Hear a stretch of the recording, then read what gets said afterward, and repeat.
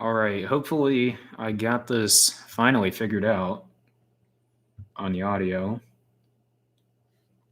Don't know why we were having so many issues there. So is the audio good, guys?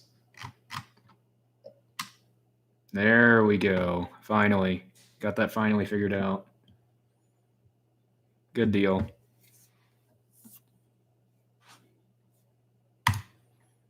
Cool.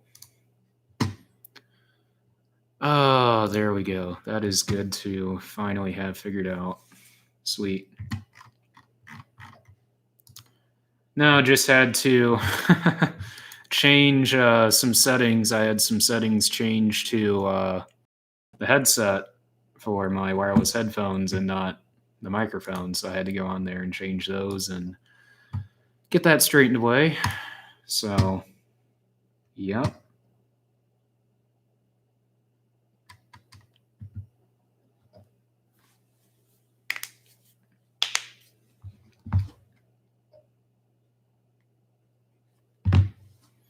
Good deal. Wait a few more minutes here till a few of you guys get in here.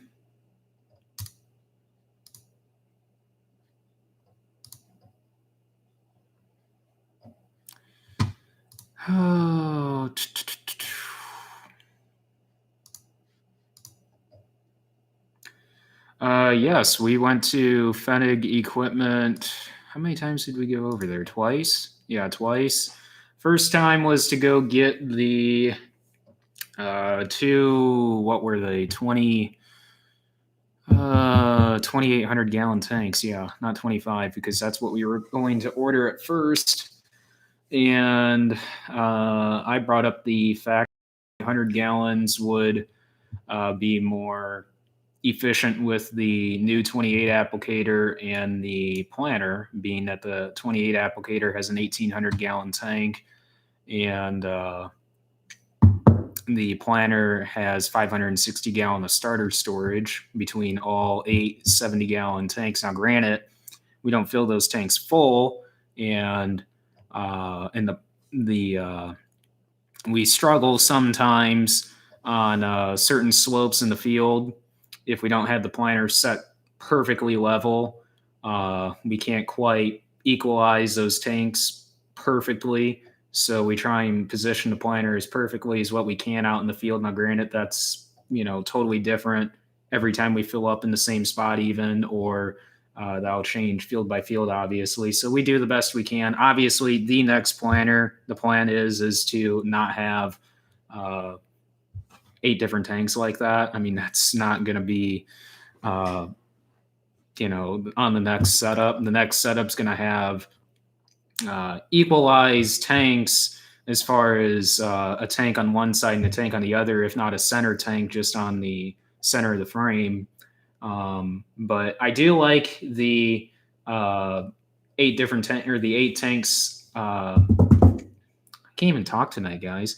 The 8 tanks spread across the frame like that, along with the boxes spread out like that, all the way across the frame instead of having a center fill just for the weight distribution being equal all the way across the planet for the most part.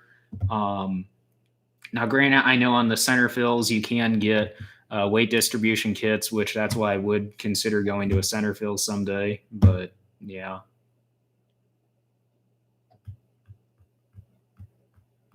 What's the weather like in your woods? Snow should be, well, no, sorry, not snow. Rain should be coming here, within the hour, I believe. And then that's going to switch over into snow. And we're actually forecasted around 7, 8 o'clock in the morning. We're supposed to have about 3 to 4 inches on the ground. We actually had an inch and a half Monday. I think that's when it was, Monday or Tuesday. Yeah, looking at the radar right now, it looks like there's a pretty nasty storm down by Springfield right now. Looks like all northern Missouri, west central Illinois, and southern Iowa is getting pretty hammered with snow right now. So we we were putting precision downforce on our planter then. Oh, that's cool. Yeah, Air Force or Delta Force on your planter, Daniel? How did you? How did we get the John Deere sign? The big one there, hanging on Dad's side. I will do a dedicated video on that with Dad and Grandpa on that to get all the specific details on it. But I've heard that story a few times on how we got it, and it actually came from a neighbor. Well, a neighbor told us about it and ended up grabbing it for us. So, but that's all I'll tell you for that. But we didn't. It wasn't stolen or anything. It was bought. But yeah. So, but it's pretty cool. The actual frame is original. That's on it. I mean, that's the original frame, original light and everything. We were going to convert it over to LED, but just looking at how much it would cost to do that, to take it over to the local sign place here, literally in Wanata, a few miles down the road, we didn't want to put a couple $1,000s into that sign, and plus all the bulbs work on it, so that was cool. We cleaned it up. It was actually sitting down in the barn. It sat in the barn for it's been down in the barn, I would say, probably ever since we got it, so at least 25, 30 years. No, well, yeah, 25 years at least it's been down in the barn. So yeah, so the other half, if you guys don't like pay attention in the videos or not, but if you watch closely in the videos in the shop, you'll actually see the other half. It doesn't look as nice and clean, obviously, because it's in the shop, but it's actually hung up on the what would it be, the east wall in the shop over there, where we used to have the Pioneer sign up, which the Pioneer sign will get moved from where the heater was to above the tractor cabinet that's in there. So, oh, you put Delta Force on, man. That would be, if we were to add any more precision stuff, which I'm not entirely sure if we're going to. I would like to, but I just don't know if I want to spend any more money on this planting setup, because eventually here I want to go to a 24 row, and with more acres, obviously, with our current amount of acres, it really doesn't make any sense to go to a 24 row at all, unless there was one that went extremely, extremely cheap on auction. Then I would consider it. But I would say at least double the acres that we farm now in order to justify running a 24 row center fill. So 24 row, 17, more than likely 1770, if not DB60. DB60s would be nice, but from just looking on Tractor House, they're kind of hard to come by. I mean, they're few and far between, really. I mean, I don't know really too much on the DB60s except they're a Bauer built bar, and just looking into them, they would be a nicer planter setup for a corn planter and a bean planter too, which we'll talk about beans tonight also, along with the wheat, the whole wheat situation. That we're going to have less acres of wheat this year than what we were planning on having the harvest, which we'll talk about that later tonight also. So we had one of our 9570 RTs rolling with strip till machines. Nice. Oh yeah, so you guys are getting hammered with snow in Nebraska right now. Yeah, I heard you guys might get some snow. I have a few guys I talked to on Instagram out there that I was talking to about that. So, but yeah, back to the planter. Delta Force would be one thing I'd want to add to our planter. I just don't know if we're going to add any more precision stuff. I mean, this year we talked about putting the narrow gauge wheels on, and then, until we had the situation with Shoop, we ended up taking those back, and we actually had the Mudsmiths ordered after we found that situation out with the bearings not being straight in there and having a 1/2 inch wobble. Like literally, if you guys watched the video, you guys saw how bad they wobbled, which that's very unacceptable. I mean, it just flat out comes down to poor craftsmanship on how they pretty much drawed those bearings up on those gauge wheels. So but no big deal. We ended up returning them and getting a full refund on them. But uh, we decided to pull the or retract buying the Mudsmiths just because, I mean, that's $5,000 that necessarily was just going to benefit the mud scrapers, and the mud scrapers alone were 90.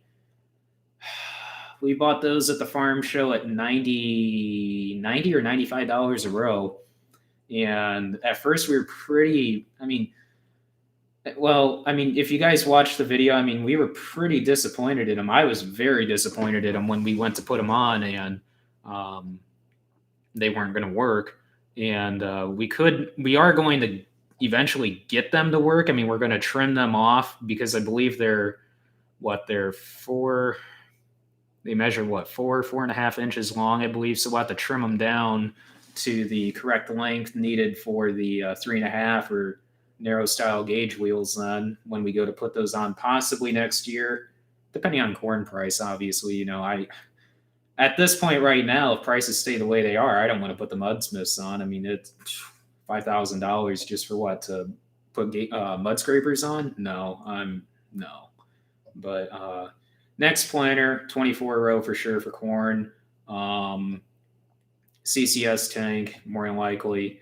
Weight distribution kit, Delta Force row cleaners, Yetter 2x2, possibly, if not the Bandits.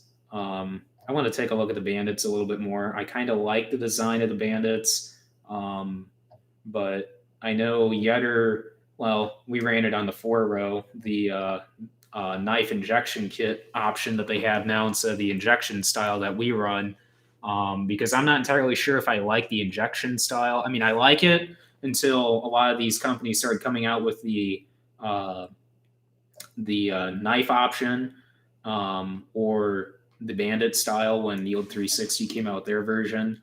Funny thing on that, the year Greg Souter was talking about the 2x2x2 placement, that was I think the year. Well, that was the year that Yetter came out with them, and that was what he ran originally, and then that's when he developed the year after the Bandits. So as soon as the Yetter booth and the Yield 360 booth are literally side by side at the farm show, at least one of the Yetter booths. We sat down, listened to Greg Souter talk about the 2x2x2 setup, and immediately, I mean, shortly before we went and sat down, we were kind of glancing at the 2x2s, and we thought, yeah, that's a pretty good idea. And we went and talked or listened to Greg, and we tried to talk to him, but how situations like that go, we just didn't get a chance to talk to him. And we ended up talking to one of the Yield 360 guys there a little bit on it, and ended up walking back over to Yetter and immediately buying the 2x2s. And like I said before in videos in the past, I mean, it's been I'd say at least 20 bushel increase just by being able to put nitrogen or starter in general on both sides of the row versus having it on one side of the row, like what we ran before on the Coulters up front that we ran. So twister closing wheels for sure, probably the cast ones. I did not know Yetter actually made cast ones instead of the poly ones, more than likely possibly cast. Drag chains for sure. V drives, Delta Force, and V apply. Gen 3 2020. Right now we run a Gen 1. I know a lot of you guys are asking me if we run the Gen 1 or Gen 2. It's a Gen 1. We ran that since probably the year they came out. I believe that was when we first started running it, the first year they came out. And yeah, we've been pretty happy with it. Well, actually, the first year that we ran it, Dad always religiously planted at 4.5 mile an hour, and we actually picked up speed between 5 to 6 mile an hour just to increase the performance on our meters, because we were actually running about 95% singulation, and Dad thought maybe to slow down, and he ended up speeding up, and he saw the singulation and the performance increase. So he actually ended up running between 5.5 mile an hour, and got it up to around 98-99% singulation. And so overall, that monitor right off the bat, it increased our speed between, a mile to uh, a half to a mile, one. I can't even think tonight, guys. A half to 1 mile an hour on speed for planting, which any increase in speed on planting is huge, regardless on how you figure it. But yeah, so that's the plan for uh, future planter for corn. Beans is still up in the air. I'm pretty curious on the 30-inch row plot that we're going to end up. Well, I can't really say plot. It's going to end up being almost 200 acres. And not only are we going to do in furrow, we're going to run starter, because all of you guys have been asking me what liquid formulation would you run on starter program or in furrow for soybeans. And this is going to be our first year, guys, and this is going to be pretty interesting. We're going to be side dressing these. These are going to be in 30-inch rows because obviously you guys know we don't have a planter for beans, so we ended up putting the shoot meters in on this planter, and we're going to see how it goes basically. But for the in-furrow mix, it's going to have, no, we're not going to put any 1034L in it. That's going to be the corn mix. The corn is going to have the in-furrow mix, which is proprietary. I can't really discuss that because it's just a concoction blend that our soil guys came up with for us. So, but it does have a gallon of 1034O in it, and we cut that with water to get that out to 3 or 4 gallon. I can't remember which exact rate we're putting on this year. I believe it would be 3 gallon if I remember right. And the beans would be 3 gallon. No. 2 or 3 gallon on that, and that's not going to have any 1034O in it, or no, it's just going to be the in-furrow mix. No 1034O at all, so it's just going to be straight in-furrow mix. And I can't, again, disclose the components of the in-furrow mix because, that's a proprietary blend that I can't really talk about. But for the starter, we're going to run, I always get this one confused, and so does Dad. Is it 22073S, I want to say? No. 22703S. 22703S is what we're running, I believe. We used to run 1034O, and now we're going to run 20, if I remember right. I always get the 7 and the O confused, and so does Dad. I believe it's 22703S, and we're going to change that over because we want to put some sulfur on the starter, because before we used to run starter, and that's when I can't really disclose too much on why we moved away from sulfur on one side of the road, because that goes into a whole yellow corn syndrome discussion, which I can't really talk about on that, because that is something that we figured out before Purdue ever figured out. Put it this way, a lot of things that we've done on this farm, being that we're so close to the Penny Purdue farm, and we work sometimes closely with Purdue if they're willing to work with us on certain stuff that we, say, hey, come on out here. We want to have you take a look at this. Sometimes they do, sometimes they don't. But we've had the yellow corn syndrome. That's something that will be a video entirely of itself, with a live stream with Dad for sure, if we ever decide to do a video on that, which depends. Hey, thanks for your donation, Cole. But I can't really discuss much on that because it's just it just discloses way too much studying that we figured out. But I'll have to talk with Dad if we ever decide to do a video on that, because that was a lot of studying that we did over the course of like 15 years, really. So quite a bit before I was knowledgeable around corn, really. but between at least 3 different soil agronomists, including Jim Cambriato down at Purdue too, and he helped us a little bit on that, at least a little bit. So, but mostly it was between Dad and the soil guy that they ended up figuring out the cause of the yellow corn syndrome around V3 to V5. So, anyways, that's going to be a totally different video. But for starter, hopefully, I mean, we'll see on that. I mean, I don't know if we're going to disclose what we found or what. But anyways, the starter for beans, you guys have been hounding me on that. We're going to run 4 gallon of thiazole on beans and the starter on either side of the row. So in the 2x2s. We're going to cut that with water, possibly to get it up to the 20 gallon rate that we run on corn, just to so we don't have to change any pump settings. But we might end up taking a look at the planter to see if we are going to change any pump settings on that, because our pumps are ground driven. We don't have any hydraulic powered starter pumps or anything like that, or electric powered starter pumps. All of ours are just ground driven, so nothing fancy. So we might end up running 20 gallon. Who knows what we're going to end up running? We got to take a look at all that. We've been figuring a whole bunch of stuff out here with the fertilizer and the fertilizer trailer the past couple of days, which that should be, we thought it was done. We ended up having some leaks on it. Now, I know all you guys are going to say, why didn't you use flange fittings? Well, it's just our preference, and plus we have no experience with flange fittings. So with this being such a new tender build and us having zero experience with flange fittings, we just did not want to try and experiment with that, put it that way. So we just went with what we know best and went with pipe thread. And yes, we did have some leaks.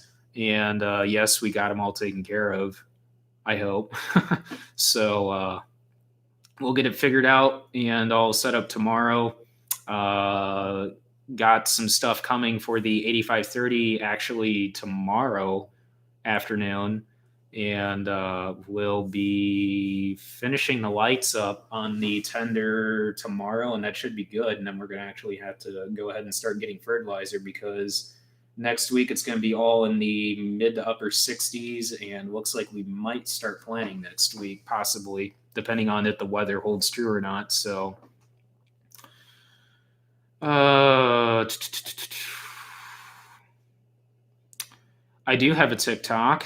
I don't post like TikTok style videos on it, but it's more styled around Snapchat style videos. But I will post that if I can find that on my TikTok username if you guys absolutely want to add that. But let me scroll through and answer a whole bunch of your guys' questions here. So we run for this year, we're going to have 200 acres of beans with a 30-inch row corn planter. So like I said, we're going to have 200 acres of beans planted with the 30-inch rows, and all the other beans, like what we've always done in the past, 20-foot 750 Deere drill. So in 7.5-inch rows, we've always drilled the beans. Like we've had good luck with them, but 65 bushel beans under the irrigator just don't cut it anymore. So we're just looking at ways to increase yield. So I'm not saying that we're going to commit to 30-inch rows yet. I mean, I've talked in the past about, how I don't like 30-inch rows just because of the weed control between mare's tail on the high ground and water hemp on the low ground, and the possibilities of Palmer amaranth looming in our back door. I mean, put it this way, I've seen one Palmer amaranth plant in our county, and we immediately it was actually on the field edge of one of our fields, and we immediately grabbed a garbage bag, wrapped it in a garbage bag, and pulled it up and disposed of it, because we did not want that on our farm. So as far as I know, I've heard of it being around. I haven't seen it on any of our farms or any other farms in the area after that, but it's going to happen at some point. So but weed control is a big thing in our area, so it's hard to tell if 30-inch rows would happen. But I mean, if we can run 80, 90 bushel beans consistently with side dressing them in 30-inch rows, I mean, it's going to be kind of hard to go down to 15s or 20s. I mean, side dressing on 20s, it'd be kind of hard. 15s, you could make it work. It's just the wheel tracks. That's the thing. 30-inch rows would just be a lot simpler. No issues really with wheel tracks. There again would be the question, would we run 2 planters then? Would we just run 1 planter and just swap meters? Preferably run 2 planters. That way you have 2 planters running at the same time, 1 for beans and 1 for corn. So what would we run? Hard to tell. I mean, if we decide to stay 30-inch rows, I mean, it would end up being, 2 30-inch row planters. I don't know. I mean, it really all depends. I mean, I haven't really given. I mean, it would be a 1770 or DB60. Same for corn, really. I mean, I don't know if it'd be a 40-foot or a 60-foot bean planter. I mean, really, it all depends on price. I mean, at that point, I mean, like I said before, I mean, if prices stay the way they are, I mean, I don't plan on pulling any triggers on any planters anytime soon. I mean, if this works the way it does, I mean, I'll swap meters and side dress, but I mean, I'm not going to park the drill by any means. I don't think. Not until we get a dedicated planter, I don't think, unless we see some crazy good yields and we end up deciding, hey, you know what? All the beans, 30-inch rows for now until we decide, what we're going to do really for sure. But Nathan Lee, yeah. Technically, they are supposed to be destroyed when the John Deere store updates sign memorabilia. I believe they are supposed to be destroyed. At least that's what we were told. So technically, we're not supposed to have that. They were all supposed to be sent back to John Deere, and John Deere was going to destroy them. I know our neighbors to the south, down in La Crosse, they actually have, or used to have, a John Deere store, and they have a pretty cool John Deere sign. It looks just like ours, but actually is a rectangle, and off to the right side of it has John Deere spelled out, and it looks really, really cool. And I believe our salesman has one, but they own or used to own Gilsinger. Well, technically they own Gilsingers, but it's now Greenmark, but they've got 1 or 2 or I don't know how many. Are you getting any new equipment soon? Yes. I actually haven't heard from our salesman about my purchase recently. Haven't wrote any checks yet for it, but he told me to write the check. He'll have me write the check for it when it comes in, hopefully. It's coming in out of Minnesota. That's where they're manufactured at. That's all I'm going to really clue you in on. But it should be in, last I heard, which was 3 weeks ago, I think, when we were at Plymouth. Matt told me end of April. So probably right when we're planning, it's going to show up. And but yeah, so I'll have to unhook the 8530 then from the drill and pull it off the truck when they bring it out, or if they're going to pull it out on a pickup. I don't know how they're going to bring it out. I don't know, but who knows? Maybe they'll bring it out with a tractor. I don't know. I joked with Matt on that. If we were getting a demo with a 8245R, that'd be actually kind of cool to run with it, but I don't know. Ask your grandpa about Greg Bate. I don't even know really how to pronounce your last name, but I will do my best. I will write that down and ask him about that, Braden. Roughly how old are you? Seem to have a good head on your shoulders. Don't appear to be very old. Yeah, thank you. 20 years old. Brandon, what's our target start date for planting beans this spring?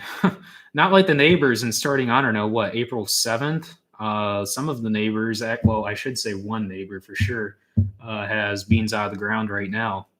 They had beans out of the ground Monday, and I'm glad I don't have beans out of the ground, considering it was low 20s all at night, pretty much almost every night this week. Well, towards the beginning of the week, it was like 30s, but now for the later half of the week, it's been in the 20s at night. So, target start date. I mean, usually we start around the 20th and end up, well, we say we're going to start on the 20th and we end up starting around the 23rd to the 25th. So, 23rd to the 25th, more likely. So, looking at the calendar right here on my computer, next weekend. But I mean, we want to get at least 2 to 3 days of spraying under our belt before we end up doing anything to get some burn down. And so probably end up being a week from today, more likely. That's if the weather holds true. So did I go to Purdue? I can't even talk, guys. Did you go to Purdue? No, I did not go. I did not go to Purdue. No, I chose not to go. I had the option to go, just like my dad did. He had the option to go, and he declined it. Actually, there was 400 acres that we ended up running that year that he was actually going to go to Purdue, and he declined to go or chose not to go, which that was right in the heart of the 80s. So, or when he graduated high school, it was right when the beginning of the 80s started. So if he would have went to Purdue and graduated, he probably wouldn't have been farming. So, Grandpa had the same option and he didn't go either. And I felt with us picking up 1,000 acres of custom work and Grandpa being at the age he's at and he wasn't really wanting to slow down at first, but I knew it was a matter of time that he was going to want to slow down a little bit here. And so I decided that was probably be in my best interest. And for the farm's best interest, I'd stay and help, especially with the 1,000 acres of custom work that we were picking up. And Dad was just, not sure at first if it was a good idea that I wouldn't go, but in the back of his mind, he was pretty happy that I stayed, and he even admits it every single day that he's happy that I stayed and helped. So, so that's the whole reason why I didn't go to Purdue. I mean, I easily could have went, did the 4 years, and took the first, 3 years and could have thrown it all away because of the worthless classes that you got to take and go through and do the ag classes I actually want to take. But, that's a whole different other discussion that we can talk about maybe in a different video about how I feel about college and all that. But I had the option. I just decided that it was in my best interest not to go. So just based on the circumstances going on. So start beans next week. The secret to high yielding soybeans is simply sunlight. Yeah, I agree. Sunlight. Summer solstice is a big thing now with soybeans. And I mean, we had 2 years ago when we planted beans up on 1250 there just south of 30, we had 80 bushel beans. At least they were hitting 80. I mean, they ended up field averaging like 72, 75. And we planted those April 18th, I believe, that year. And they came up, looked good. Then we got a cold stretch there for a couple of days. They turned like a putrid light green, did not look good. And we were pretty concerned about them. Actually, they were down to about 130,000. We dropped 170, kind of concerned about that. And got down into some spots that were around 110 and debated if we needed to go out there. And we ended up leaving them. Final stand ended up being like 125,000, I believe, which isn't bad by any means. And 70, 75 bushel beans hitting 80 in spots quite frequently across the field. And that was 7.5 inch rows. And yeah, I mean, since then we haven't had any high yields like that except down on grandma's last year, which that was a really, really odd thing considering that is a not, I mean, in the spots that they were hitting 100 bushel, 80 to 100, uh, I mean, again, 7.5 inch rows, nothing special, no water. Planting date, I can actually pull that up on my phone when I planted those down on grandma's. Those, that was down in the low ground because there's only about 10, 12 acres down there that's in the low ground in that spot in that 40-acre field back there. The rest of it's all high sand. And right, you could tell on the yield monitor, right when it fell off into the low, in the high sands there, or in the sands out there, it immediately tanked down to 25, 30 bushels out there. And it was unbelievable how the yield monitor bounced around out there. Well, I mean, bounced around in general on beans this year. I mean, it was just spotty all over the board. When did those get planted? Should be. Oh, I'm back in 2018 already.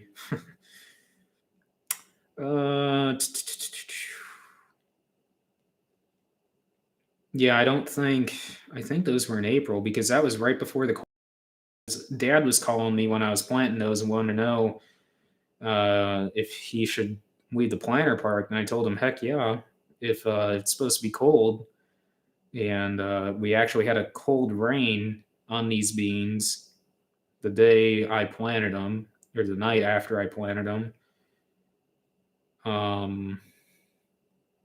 No, not that field. That field right there. April 27th. Yeah, it rained. That was a Friday, I believe, if I remember right. And it rained Friday into Saturday, if I remember correct, what day I'm thinking. And it ended up getting down into the high 40s for till Monday. And we ended up getting the planter back out, I believe, on Tuesday or Wednesday and planting none. But yeah. But those were hitting 100. I'm not saying the field average that. I think the field average is like 50 out there just because of how drastic it was. I could pull up the field right here on John Deere Field Operations Center right here. Soybean harvest 2019, field average 40. Yeah.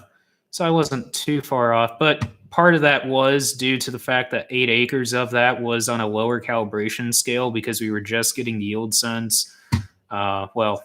Yield sense took about, I don't know, a third of the way through harvest to get figured out due to some issues that were not our own. Not going to really discuss that too much there, but I mean, there was probably 12 acres out of that field. Yeah, 10, 12 acres. Yeah, I was right. That was hitting above 80 at least, 80 to 100. That's huge on beans. But yeah, so why not 15-inch rows? I mean, I mean, I'm not ruling them out. Put it that way. I mean, it's just I don't know. I mean, wheel tracks basically. I mean, that'd be my only concern. And plus side dressing. I mean, if this side dressing thing works out good, I mean, I don't know if I'd go away from 30s. I mean, at that point, the only thing I'd have against 30s is weed pressure at that point. Personally, I'd rather go 20s and spread rows out for 24-inch spacing where the wheel tracks would be so we can go down. But the only concern would be then is having to take the duals off, which that's not a big deal at all. And then do side dressing then on 20s. But then the only thing is that if you have an applicator set up on 30-inch row spacing, you'd have to set up, either adjust the applicator then to side dress beans on 20. So then you would need more wide drops. And there again, you would need to take the time to either set it up, or with having 30-inch rows or 15-inch rows, I guess, also you could set that up pretty quickly. Or with 30-inch rows, you can just flow between the fields just like that and not have to worry about setting anything up except maybe adjusting the hoses on the Y drops because we were told to probably set those in it really just depends on the height of the corn or the height of the beans that you're side dressing at, the angle of the hoses and stuff like that, and the pitch. on the adjusting of the hoses. So I mean, there's a lot that goes into that. But again, when videos come out on those, I'll explain a bunch on that because I'll be side dressing this year a lot. Just because I know how to run the 8530 better than what Dad does, just because I've had a lot more wheel time in it than what Dad has. And that's there again why the 4650 is on the planter and not on the drill, and I'm running the 4650 then, you know. So I mean, not to say I don't know how to run the 4650. I'm just saying that Dad does not feel comfortable running the 8530 and the IVT. I mean, I love driving that power shift on that 4650. It's just he doesn't feel comfortable with the IVT yet, and I've seen him how he runs it. There's a few things I need to teach him on how to run it. He likes to adjust the IVT or the joystick itself for speed control, instead of using the throttle as your speed control and just leaving your joystick all the way forward in F1 or F2 or whatever range, gear range you want to be in. And I mean, to each its own on how you want to run it. I'm just saying, you know, easier for me and probably easier on the tractor is just adjusting your speed based on your throttle and, you know, running in economy mode and blah, blah, blah. You know, I mean, I'll have some videos out on running the IVT in general on how I figured out the best, in my opinion, ways on running it. But I'm still pretty green at it. There's some stuff I'm still learning on it, on the transmission modes, on the economy, the draft, and the PTO mode, which I still really don't understand the PTO mode yet. I'm going to do some research on that and probably talk to our salesman on that. So really, I didn't know, Brandon, I didn't really know you guys farm that much ground. 1,400 acres of beans. Holy cow. Half 30s with your 12 row and half 15s with my 30-foot air seeder. So is your air seeder 15-inch rows and or is it 7.5s and you're locking up half the gangs? Because I mean, we've talked about that before, locking up half the gangs on our 750 and running 15-inch rows. You know, like alternating 40-foot passes. You know, do a round of 7.5s on. You know, have a 40-foot round of 7.5s. Go and skip 40 foot and then do, you know, skips all the way across the field and come back in those 40-foot skips and do 15-inch rows with the drill. That's actually what we were going to do on a big irrigator field till we ended up talking with our soil guy. And immediately before we even brought that idea up, he's like, if you want high yielding soybeans, time to pull the planter out of the shed and start planting 30s and side dressing them. And they got a couple guys last year actually do side dressing with Y drops and had some very, very outstanding yields with them. So we're hoping this works just as good for us then. So how many years has your farm been around? So our farm was officially established in 1960. Grandpa has farmed all his life. You know, he started his farm in 1960. So, but him, and his two brothers farmed, pretty much all their lives. So, but, yeah. So very nice office you guys built. Looking at options for the farm, setting out tobacco, now getting and ready for sweet potato. That's cool. Thanks, Stefan.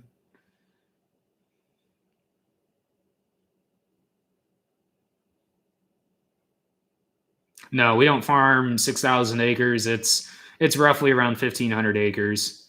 So, Cameron, I see you commented on here. That's pretty cool that you're on here. Cover crops. Yes. Roughly 750 to 800 acres we have in cover crops this year. Actually, the custom, I'm not even going to bring that up, but so 750, 800 acres. So this is a good way to transition to what's going on with the wheat. So as you guys know, we had a cold stretch this week, and I think a lot of you guys know what I'm about ready to say. The 40 acres that we had down on Grandma's after the tomatoes, part of it, we're positive, has herbicide carryover from the tomatoes on it. If you guys remember watching the video when I discussed the wheat, there was what we thought was manganese deficiency, and we did end up putting manganese out there. The Axelo, I think it was Axelo BMZ we ended up putting out there, if I remember right. And it did not really affect those patches. They didn't really seem to green up at all. So that leads us to believe that it was definitely herbicide damage. And just looking across the field on how it was applied or where the strips are at, it seems pretty patternish. So we're pretty sure that it is definitely I can't really say definitely or positively sure that it's herbicide damage. We're going to end up talking with them and finding out what their herbicide program was last year on the tomatoes, sorry.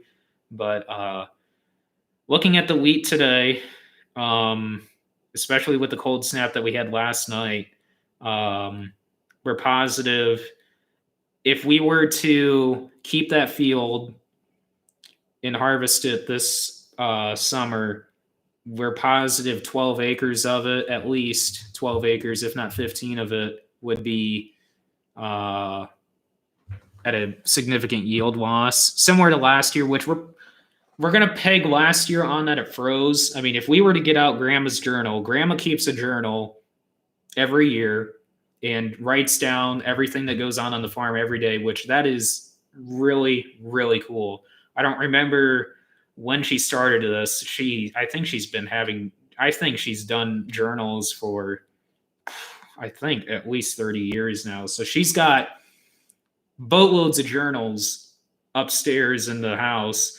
And if we want to know something that happened way back when on this day, go get the journal. So that's really cool. So I mean, if we wanted to go back last year and find out, okay, what day did the wheat freeze, supposedly, if it did freeze, which I'm not saying that officially did because we never really could confirm it, but I'm just going to peg it on, and so's Dad, that it froze. Did it? I don't know, but there was a cold night in April around this time last year, so possibly did. But I mean, if we were to keep this wheat, that at least that 40 acres, we're not going to get rid of the 20. Well, it'd be about 30 acres there on Grandma's now, with the woods being out. Not totally out, but what we have planted there, where the woods, what we have taken out, it's probably about 27, 28 there now. But anyways, we're not going to destroy that field. But if we were to keep that 40 acres there, it would end up probably not yielding as good, because at the point is right now, and the wheat it's at the joining stage. And what we've been taught, or at least we've been told, is that at the joining stage, or I can't even talk tonight, guys. At the joining stage, it has a higher damage impact on the wheat, on the yield, if it freezes. At least that's what we've been told and what we've learned. And we walked out in it today, and yes, it's at the joining stage, and yes, it looks pretty bad. And where the supposed herbicide damage is, or where the manganese was, at least so we thought, it killed it. I mean, it's black. I mean, it looks like you went out there and sprayed burn down and killed it off, literally. And I don't know. I mean, Dad flat out asked me, he's like, what do you think we should do? And I flat out told him, I'm like, treat it as a cover crop, expensive cover crop. And problem is, I mean, we already put the first shot of 28 on it last week. Not Monday of this week, last week, before this cold weather hits. I mean, we were ahead of that. And they actually wanted us to put the second shot on this week. And we said, the heck with that. We're not putting it on now. One, to burn the wheat, and two, to get this wheat greened up and actually have a higher probability of freezing it. Well, I think we're already kind of past that at this point. I mean, we haven't put the second shot on, thankfully, or sprayed any herbicide killer with it. So, but I mean, at this moment right now, we're going to give it a couple more days, but at this moment right now, I'm going to chalk it up and say, you know what, we're going to plant corn out there. We're going to see what we can get, because we swapped that 720, if you guys remember, for that 574. So we kind of gave up that extra bags of 720 that we had here for in-season supply, which kind of it's kind of a kick in the butt there that, we could have put 720 out there. There's probably some 688. Well, there should be 688 there, but I really don't think by fertigating that we're going to get the yield that we can with 1077 or 1197. So we're going to try and get some 1213 out here. Hopefully, if we can source some 1213 between our DSM and our agronomist, we can hopefully get some. And as of right now, that 40 acres is going to be corn. Kind of a kick in the balls there in wheat. Last year, when we had the issues with wheat, I wanted to chalk wheat up as, and just say the heck with wheat, be done with it, because there's too much risk with wheat and there's so much of a gamble. For us in our area, if you're not cranking 85 plus bushel wheat, it's not economically worth it with the prices and the high intensive management that you can do, especially with the irrigators and then being able to double crop. Our area, we can double crop beans. Any farther north, the option for double cropping pretty well is non-existent. So our area is probably the closest spot to any farther north. Again, you're not going to be double cropping. So I think our spot's kind of the cutoff spot for double cropping any farther, north. But anyways, with being, the one year we ended up getting 95 bushel wheat, close to 100, and 60 bushel double crop beans, which that was actually pretty abnormal to begin with. We've never had that high yield double crops. And again, double crops are a gamble there too on freezes in the fall. You could have virtually 25 to 30 bushel beans, if not nothing out there, which 25 to 30 bushel beans, that's icing on the cake to begin with. But with a flat out zero on double crop beans, that kind of sucks. But it all depends on your wheat yield too to offset that too.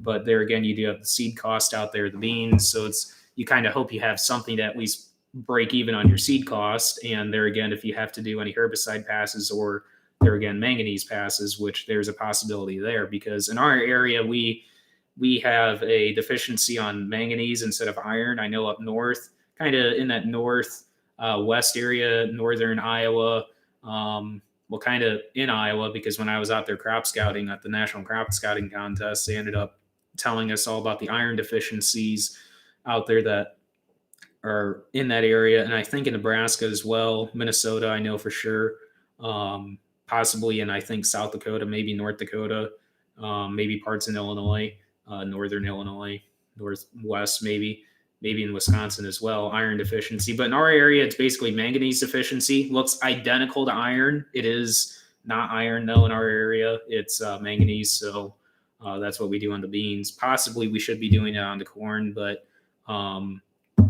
we're going to look into that some more, too, with tissue testing and stuff like that. But, so as of right now, we're going to give it a couple of days just to see if it comes out of it and what kind of situation we're going to be looking at here, and our sourcing of corn options here, because supply is getting really tight here, and especially with the guys transitioning and deciding, okay, is $3 corn worth it, or should I just stick with beans or corn? Should I stick with my current planting rotations or intentions in general? Because roughly this year we're going to be running about 50-50 corn and beans. But there's been some switches I've heard, at least, of 850 acres of corn completely. No, sorry, not 850 acres, 850 bags, of corn, which is, that's 850 at 2.7.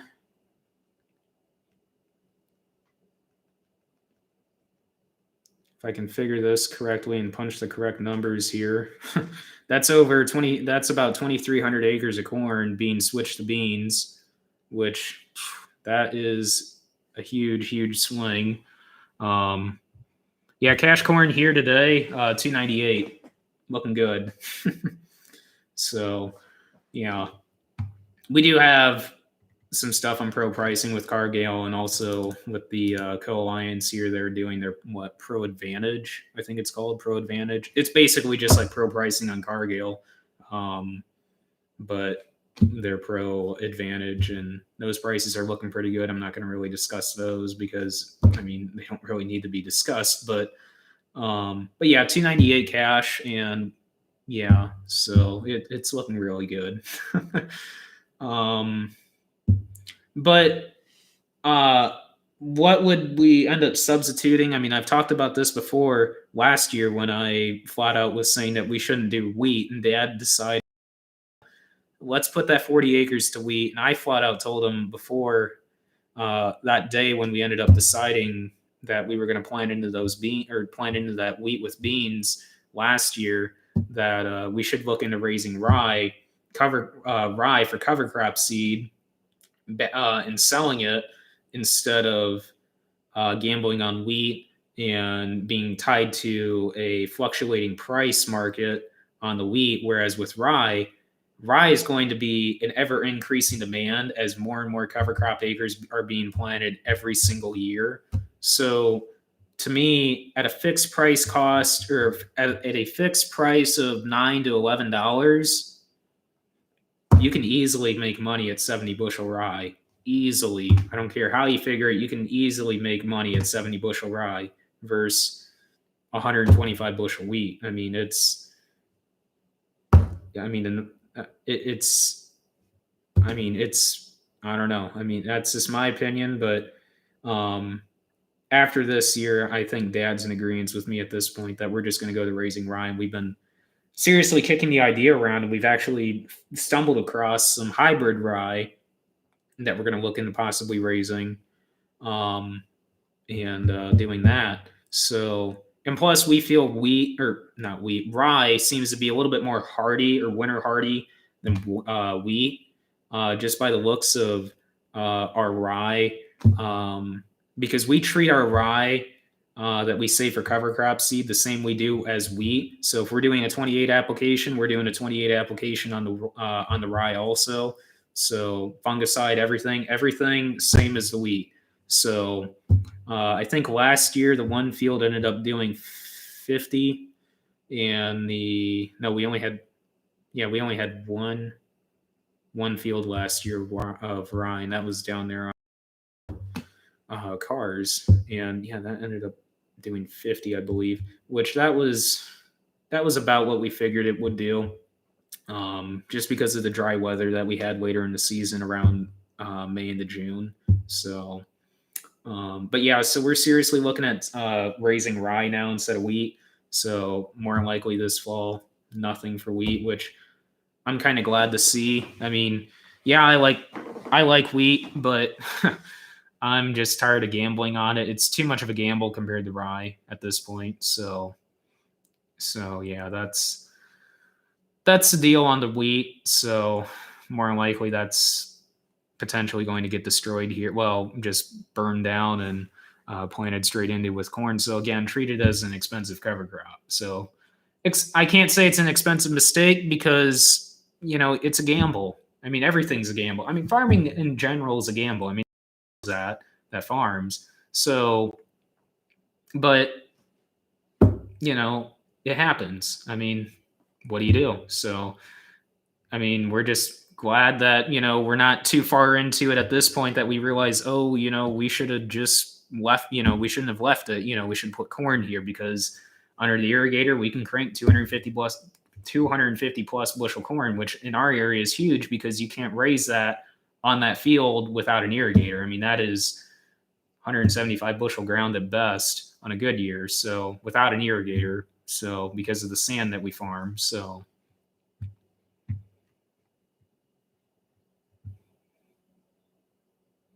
yeah, I agree, Cameron, on the rotation. I mean, that's what we've seen too with the rotation of wheat. I mean, having the ability to plant beans and plant wheat in the fall, harvest it, and then put a cover crop on it, plant corn into it next year or the following year. I mean, we've seen huge yield swings, and increase yields on our corn, and corn following wheat rotations. And I mean, that's why I feel, I mean, rye wouldn't be really any different on wheat. But, turn that 40 into a test plot, well, I mean, you could. We could do a test plot there, but I don't know. I mean, I'd rather just have that whole field be 12, 13 and crank the yield out of it, but and do what we know what we can do. I mean, it's at this point we know how to get the yield on corn. We're just trying to learn on the beans. I mean, at this point, I mean, if we want bushel corn, we figure it up on nitrogen and nutrient uptake. And okay, we need to do this many applications. We need to do them at this, and this stage, and go to town. Now, I can't say that we can consistently get 300 bushel corn because we haven't gotten to that point yet. But if we can we're consistently at that 250, 270 range. And I mean, that's pretty impressive, I feel. It's just getting over the next plateau. So, yeah. Cash soybeans 780. I did not check on cash beans because, frankly, I did not want to look at cash beans. I just frankly wanted to look at cash corn. I didn't really think I could stomach cash beans right now. But wow, I got a notification on one of my Facebook comment posts. Oh, geez, I kind of started a little firestorm there with the Case tractor and the John Deere tractor with our salesman a little bit there, but not really our salesman, but a lot of the farmers in our community, a lot of neighbors of ours have really jumped on that post I posted on the Case versus John Deere equipment prices. But yeah.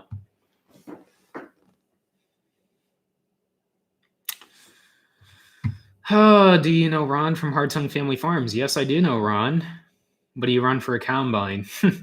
What do we run for a combine? Gee, it's a 2012 S690. Yes, S690. We run a 2012 S690. We bought that on a auction.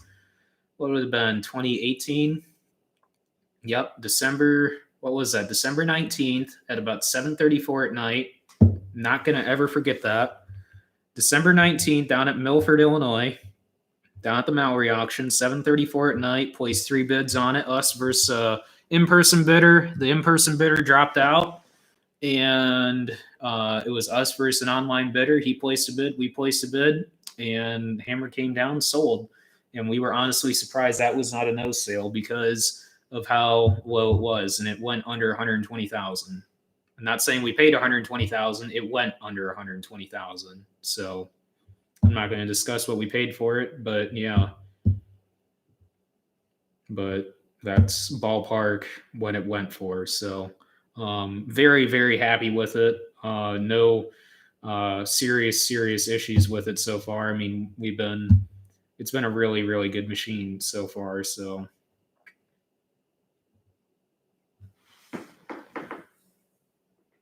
before that, I guess I should mention that. Before that, we ran a 2001 9650. Before that, what year was the 8820? I believe it was the last year they made the 8820. And we ran an 8820 before that. And then a 6600 before that. And that was actually a gas combine, that 6600. Not our choice, really. I mean, we had it down as a 6600 diesel, and that was during the 70s. So that was kind of an equipment situation there where it was just whatever equipment that you could get at that time, and ended up coming in as a gas, and that was not fun. So I was told. I mean, I had no experience with that as I'm only 20 years old. So I mean, that was back in the 70s. But from what Dad and Grandpa told me, a gas combine was definitely not fun. And from what today would be running a gas combine, that that does not sound fun. So yeah, I mean, honestly, Brandon, I mean, put it this way. I mean, we are going to be seriously looking into getting real serious into raising rye and being a market point for selling rye. So similar to Kingsbury, but at this point, we're going to probably sell it a little bit cheaper than them because we're not going to have it clean, but we do run the fan really high on the combine. So we're not, so yes, we are blowing quite a bit of rye out, but the way we see it, it's a cover crop at that point, but it's super, super clean. There's hardly any minimal chaff in it to begin with. Then at that point with running the fan speed that high. And yeah, so we can get it fairly, really clean with the combine, and especially with those Condex KX7 concaves. Shameless plug there, but still, those concaves are really awesome. Um, so yeah, eventually, probably end up investing in a grain cleaner for it as we end up getting more and more customers with it. But I can easily see us selling quite a bit of rye alongside our Pioneer business here. So, what are you planning on side dressing with your soybeans? Um, we have the mix wrote down over there. I'll talk about that in a future video when it gets closer to side dressing time. But we will have a micronutrient mix that we're going to run with it. As far as the rates go, we're going to figure that all out when we do tissue testing a week before we side dress each field. So that way we're making sure that we're putting down what we need. So that's the beauty of 28. Instead of running anhydrous side dressing, with 28, you have the ability to put down micronutrients or different mixes for side dressing, liquid instead of anhydrous. So that gives us a lot more flexibility on that, which I've been really wanting to do for quite a few years now, just based on the options and the flexibility and the yield benefit there. We just really have never really pulled the trigger on it. And plus the microbial aspect of it, how beneficial it is to the soil versus running anhydrous and gassing the microorganisms down there, or what our soil guy likes to call it, gopher gas. So our soil guys are based out of Clinton, Illinois. They're actually originally from Nebraska. No, Kansas. Sorry, not Nebraska. He went to Nebraska University, but they're from Kansas actually, but they're based out of Clinton, Illinois right now. So they cover quite a bit of ground. They work in Kansas, Nebraska, Iowa. I don't think South Dakota. I don't think Wisconsin. A few in Illinois. Quite a few in Illinois, I should say. A couple here in Indiana. Us and I believe one neighbor, and I think one more. One in Michigan. I don't think any in Ohio. None in Kentucky. I don't think. Maybe one in Missouri. I'm not sure, but they cover a lot of ground. Put it that way. $1.68 in New Jersey. Wow. $1.39. Oh, gas prices. I thought this was corn. I was like, holy cow. Yeah, gasoline. I heard down in Kentucky there was gas under $1. Yeah, I wouldn't be surprised. Where's my phone at? Right here on the charger. I wouldn't be surprised within the next 3 hours it's going to start snowing. How are the soil temperatures in the field? We have not taken a soil temperature. I'm not entirely sure if we even have a probe, to be honest. But the neighbor who actually started planting, 2 days ago, I heard? 2 days ago, he was dropping corn in the ground, took a soil temperature, and told the neighbor that told us that it was 40 degrees. In my opinion, that's too cold. I mean, wow. And to have 2 more days of cold weather like that, and now snow tonight into tomorrow, and more cold weather tomorrow, and more cold weather on Saturday, and then not warming up till Sunday. I mean, that's at least counting 4 or 5 days of corn being in the ground and not coming up, and corn's supposed to be coming up within 24 to 48 hours. You tell me, guys. I don't know. To me, that's pretty ballsy, but I don't know. Whatever. There's a guy. I'm not gonna, again, I'm not gonna say any names. There's a neighbor that has put it this way. It's probably 1,500 by now, but last I heard at the beginning of the week, it was 1,000 acres of beans and 500 acres of corn in the ground. They farm at least 5,000 acres I know of, and they started April 7th. And there's at least, I would say by now, there's probably 1,500 acres, if not more, beans in the ground, and who knows on corn. And I imagine their goal is to have all 5,000 planted by May 1st. I wouldn't be surprised. But there's I would say at least 150 to 200 acres of beans just up the road, down the road, or just up the road here. Um, that was planted around the April 7th date, and they were coming up the first part of the week, and or just poking the ground, put it that way. So,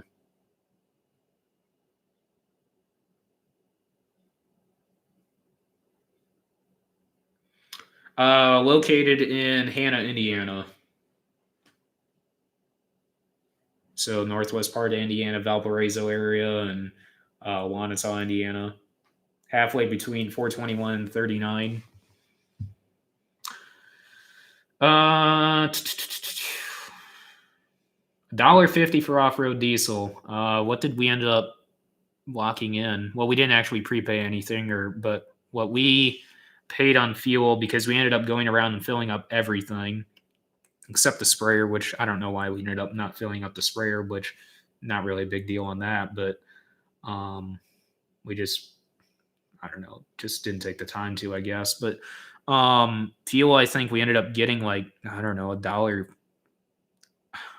To be honest, I can't remember what we paid for fuel. I think it was around $1.50, I know. But drone deploy pros and cons. I do not like the uploading. The uploading absolutely sucks on it. Absolutely terrible. Processing takes forever, put it that way. It shouldn't take that long. And otherwise, the map quality, I mean, it's relatively good. As long as you have your settings set right with your drone, it's relatively good.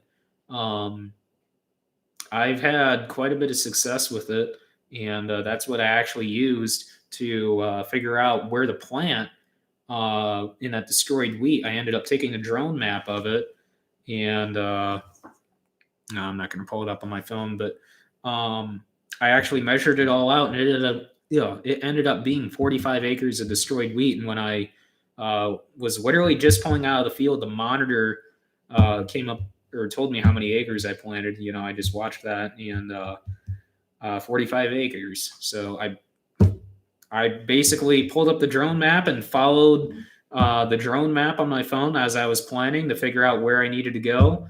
And I mean, you could tell, but I just had that fringe area of where I wanted to technically leave it and where I didn't want to leave it. And right at 45 acres, I'm like, hey, works pretty good. So, are you planning on selling the straw from the rye? When I raised 50 acres of wheat, I sold the straw to a cattle farm and they paid really good. So, probably for the past 6 years that we've been raising. Well, we've been raising wheat forever, but for probably the past 6 years, we've been selling the straw to at least two different guys, if not three. One neighbor takes about 20-ish acres. I actually talked to him this evening, and he wanted to know our intentions on that wheat field of the irrigated field right next to him, literally. And because it's right next to him, and he wants it for straw. And he goes like, "Well, I'll take 20 acres of it." I'm like, "Well, he goes, I'm like, I don't know what really our intent is on it. I imagine probably double crop it. If not, it is what it is." And that was before we even had the idea of, terminating it at this point, treating it as a cover crop, because we ended up swinging past it there, or we drive right past it to go home, but we ended up stopping there and walking at that afterwards and deciding that we weren't going to keep it. But at least right now, we'll give it a couple days and see. But as of right now, we're not keeping it. But he takes about 20 acres, or they take about 20 acres. Another neighbor takes about the same, and then the other neighbor pretty much takes all of it. But yeah, if we end up doing, which we will, I'm not entirely sure how big into it are we going to get. I mean, it all depends on storage at this point. But I plan on getting as big into it as what I can. The bigger, the better, put it that way. I mean, the cover crop acres aren't going down, put it that way. But yeah, I mean, from my stance on it, rye straw would be theoretically better than wheat straw. I mean, you guys tell me that are in the livestock or haying business. I mean, in my theory, since hay or rye straw is a lot softer and longer of straw, I would feel that's a lot better, I would feel, than wheat for straw. I mean, I don't know. You guys tell me. I mean, I don't know much about straw. Neither does Dad. I mean, neither does Grandpa either. I mean, we just feel, in our opinion, that would be a lot better of straw than wheat. And we've argued that with neighbors that they just don't think it would be. But I mean, neighbors have taken it before and realized that, man, that rye straw is actually really nice compared to wheat straw. And it's just like, well, I mean, that's what our theory is. I mean, it's a lot softer texture of a straw, and I mean, it just seems like it would be better. I mean, I don't know. I mean, to me, it would be better. To Dad and Grandpa both, they agree also. They think it would be better. So I don't know. You guys tell me that are more knowledgeable about straw than what I am. I don't know, but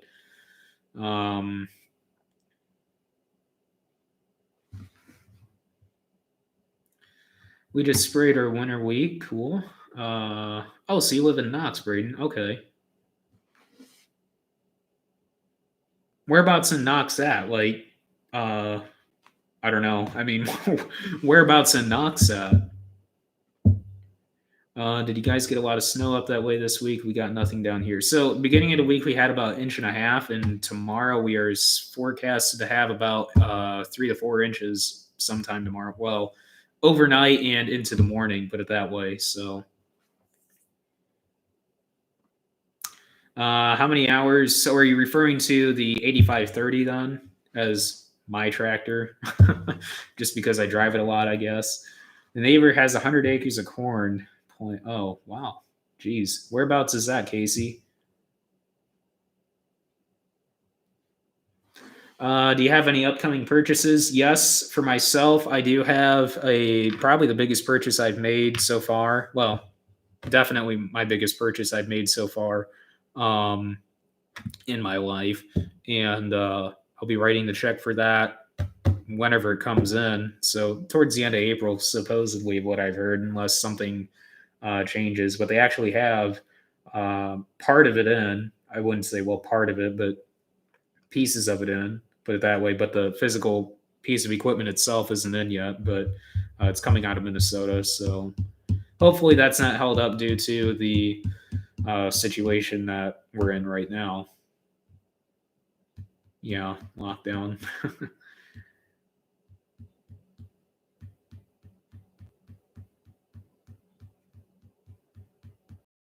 When will the stream end? Probably around 10 o'clock our time. So half hour yet.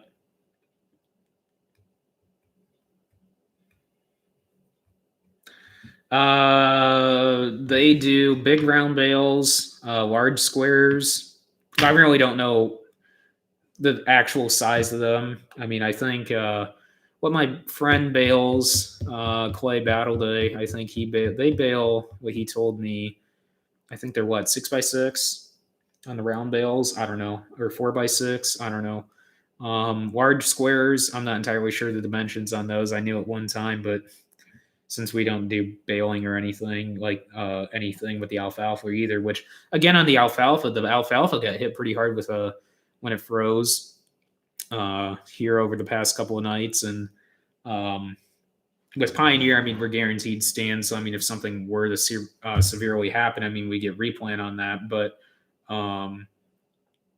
yeah, so hopefully that bounces back. I mean, I'm not entirely too concerned on that because I'm not going to be the one dealing with the alfalfa. I mean, we're running that out to a neighbor that we partnered on with this. So we just want to put those sand fields or those little sand portions of these fields in alfalfa just because it seems to be a better suitable option than putting $3 corn out there. So because actually a lot of these fields were actually figured corn or would have been corn actually this year. Actually, all of them that we have in alfalfa would have been corn this year. So it's probably a good thing, in my opinion. I mean, 100 bushel corn doesn't really cut it at $3 corn. So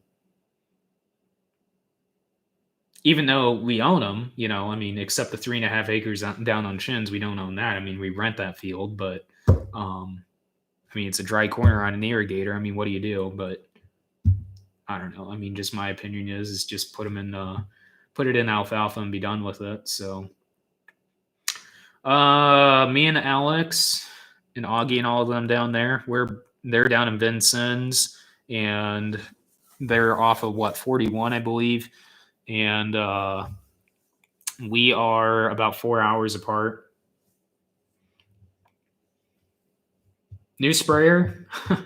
No, I wish. New sprayer is not in the works this year. Definitely in the works next year. I mean, we've talked about that quite a bit, and next year, more likely, we've got some opportunities coming about that might make that a little bit easier for us. So, new John Deere 8RX. I'm trying, guys. I am trying to get a demo on one. I know you guys would love to see one, but I'm pretty sure Zach's getting one for you guys to watch. So, which that'll be pretty cool. Which leads into the farm tubers, Ryan, Brian, Zach, Ron, Alex, and them. Who are the other ones? There's farming, fixing, and fabricating. Kip up in, I think, where's he even located? Kip Siegler, I think it is. That's a pretty cool one. There's other ones. I mean, Noah Pointer, he was one of the first ones I was watching too with the drone videos. There's other ones. The rest of the story, Ryan's brother, Travis. If I'm missing some, I'm sorry, but I don't know. I can't think of any other ones off the top of my head without going on my phone. Cold Corn Star, there we go. I was thinking of that one too. Welkers, yeah, yep. Sorry, yep. Welkers, yeah. I watched a lot of their drone videos. That was a lot of the inspiration behind a lot of my drone videos from watching Welkers quite a bit there. So. I can't even think of your channel, Brandon. Yeah, your channel. Yeah, your channel is really cool. I'm glad you finally started one. That's pretty cool. Yeah. Dan Snipes is on here. That's cool. Yeah. Collab after this COVID-19. Yeah, I mean, Alex and I were going to do a collab, but we kind of just tapered off on that. I mean, we just ended up getting so busy. Freedom Farms, yep. Larson's, yep. I keep forgetting these guys, yeah. I watch Larson's quite a bit. I actually was Chet actually was talking with me. I told Chet over and over again throughout all last year. I told him, dude, get a YouTube channel out. You're blowing up on Instagram. You need to get out there. And we talked back and forth all last year about that. And he ended up asking me quite a bit throughout the year, is YouTube worth it? Is it worth it? And it's hard for me to say it's worth it, but in my overall opinion, it is worth it. Doesn't matter the money. If you set aside the money, what matters is the advocacy. I can't even say it, guys. The advocacy behind it. I know I really butchered that, but it's the advocacy behind the whole thing. Advocating for ag in general. I can't even talk. But that's the whole purpose of the farming with the YouTube, guys. I mean, it's just advocating for ag. There, I keep wanting to put a G on it for advocate, but yeah, I said it. There you guys go. But yeah, so I mean, I can't say I'm Chet's inspiration behind YouTube because I know I wasn't the only one because he talked to quite a few other ones behind starting a YouTube, but he talked to me quite a bit, I know, and I really pushed him along and told him, dude, get a YouTube. I mean, dude, your farm is just so cool. Advocating, yeah, there you go. Yeah, so I'm really glad to see him get a YouTube. Freedom Farms is really cool to watch. I know if I'm missing any other ones, I am really sorry. But yeah. Advocating. Yeah, there we go. Now I can say it all of a sudden. Just fine. Hey, Fort Wayne, Indiana. Yeah, I've been there quite a few times. Actually, I was through there quite a few times this spring, going down to Fennig to pick up those tanks for the tender build. So,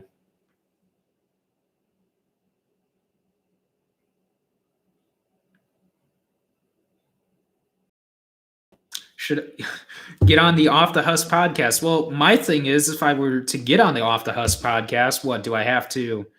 I mean, I don't know. I mean, I've been told I should even start a podcast of my own. I mean, I don't know. I mean, you guys tell me. I mean, I haven't really ever really put much thought into it just because I really didn't think a podcast would be really my thing. But you guys really seem, yeah, Brian. I mentioned Brian earlier. Brian's farming videos. I've been following. Actually, I followed Brian since like the moment he started. He was actually a really cool channel to watch. So, but yeah, I mean the podcast. I mean, I listen to both of Zach's podcasts. I listen to what are the names of these? Some of these I can't really remember the name, but they're really good podcasts to listen to. Ag PhD is one of them. The Agriculture Technology Podcast with RDO Equipment, Behind the Seed, Power Press. It's actually called Planters Real Agriculture. It's basically talking about planter maintenance and some in-depth technology things on the planter. You know, AgriTalk, field work, Ag Uncensored. I don't really listen to that one too much. Pioneer actually has a podcast. It's called the Pioneer Audio Tour, and that's actually really, really interesting because it talks about a lot of the R&D testing in their germplasm and stuff like that on the basically kind of similar to Behind the Seed, but Behind the Seed is more of an Australian Pacific Seeds podcast talking about farming in Australia, which is actually really cool to listen to because it's farming's totally different over there. So there's also one with the CEO of the National Corn Growers Association called Wherever John May Roam, Farm Equipment Podcast. I don't really listen to these too much, but they're still pretty good to listen to. Fastline, their Fast Track podcast. Machine Repeat occasionally. Again, the Ag PhD. There's a Corn Revolution, another Pioneer podcast talking about the mostly the Chrome varieties, but it's also talking about more R&D on the corn. American Croppers Ag Tech Unfiltered. That's actually a really cool one, talking about ag technology some more, and more precision vision, precision technology and precision farming and precision agriculture in general. So, so pretty much you guys can tell it's a lot of ag technology podcasts, but that's just why I like listening to and learning more about, because it's just, that's my thing. So a podcast, yeah, well, I guess I need to look into it then. I don't know. Did I see Ryan around the time he interviewed the mint farmer? Actually, when he was coming through, when I saw that he was in Illinois, I ended up shooting him a message and talking with him. And he actually said, yeah, sure, I'll swing by. And the reason why I didn't do a video or anything is because we ended up talking for like 3 hours, which was actually really cool. We sat and talked for quite a long time and just talked in general. And he asked me if I wanted to do a video, and I actually told him no.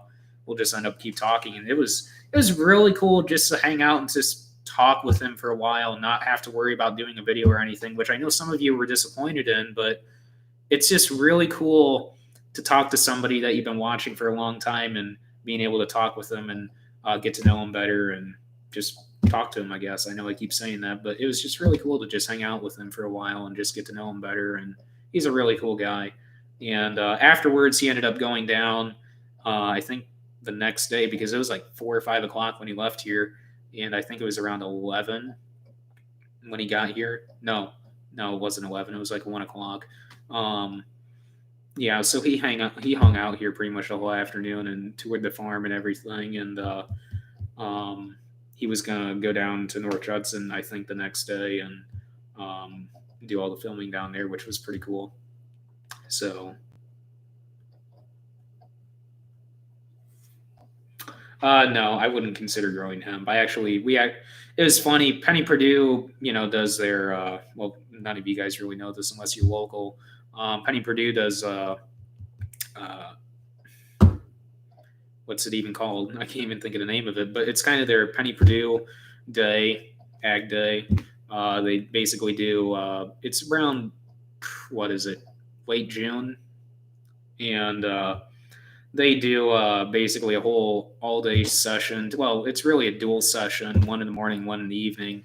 and we go to the morning one, and pretty much all the Purdue professors are there, and analysis on. There's a in the beginning around 8 o'clock in the morning. I think they do a market day or a market report on that. We really don't listen to it that much. We actually don't really uh, listen to the market report, but they do a breakdown of future market predictions in the actual session, not the pre-session. But we do listen to that. But they had a session. There was two options. One was at our very last session. We had two options. One was hemp, and the other was talking about endangered species, and it was out in the sun, and it was like 100+ degrees outside, and we're like, screw that. This one's in the building in the shade. So we were standing outside all day. So we ended up like saying, we'll just go listen to hemp just because it's inside, and plus that's where the lunch was. So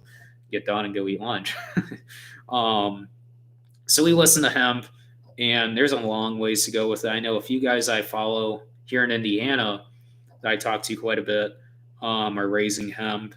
And really, anything to take away from the corn and soybean market, and anything to decrease production in corn and soybeans to help the market there, is a good thing in my opinion. So go bananas with hemp. Yeah, I say go for it, guys, because anything to help the corn and soybean market. But yeah, Tyson Bright, yeah, that's one of them I'm talking about. Yeah, I've been talking with them quite a bit on the hemp last year. I talked with him a little bit on it, and yeah, I think there's one around Monticello raising hemp also, at least what I heard from a buddy of mine on Snapchat and Instagram that I talked to. So are you on Ag Talk? Are you talking like the Agri Talk podcast? Because I listened to it, but I've never been on it. Put it that way. No, I've never been on a podcast. But Ag Talk the website, yes, I'm on Ag Talk the website.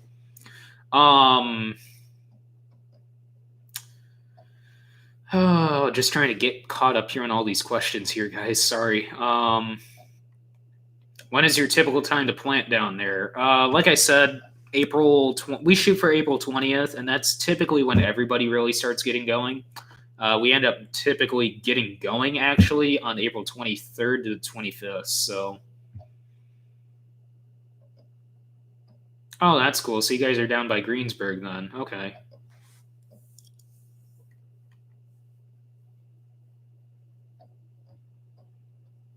Oh, so the Guardian Angel lights. Yeah, I actually have a set they sent me. I just haven't had time to play with it really. It's actually sitting up in the loft in the shop with the shelf with all the other lights, and I just haven't had time to play with them and really had a reason to use them yet. Probably could have used them last fall, but fall being so hectic last year, I just didn't really take the time to mess with them just the way things were. But sometime this year I'll sit down and mess with them a little bit more. But they are pretty cool, so I would recommend checking them out.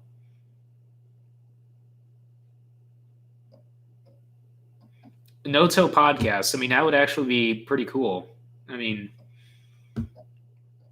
if I can get Dad, well, it's not really if I can get Dad. I know Dad's wanting to get more involved with the YouTube, which, by the way, speaking of Dad, I am now a barber, I guess you can say, a barber. Dad needed a haircut and ended up getting a pair of clippers, and Amanda was actually going to cut it, and she chickened out on it as soon as she was ready to buzz Dad's hair. And I said, screw it, I'll do it. I mean, I get my hair buzzed all the time from a person that does my grandma's hair. She does mine and my grandpa's. I've been going to her since 5th grade at least.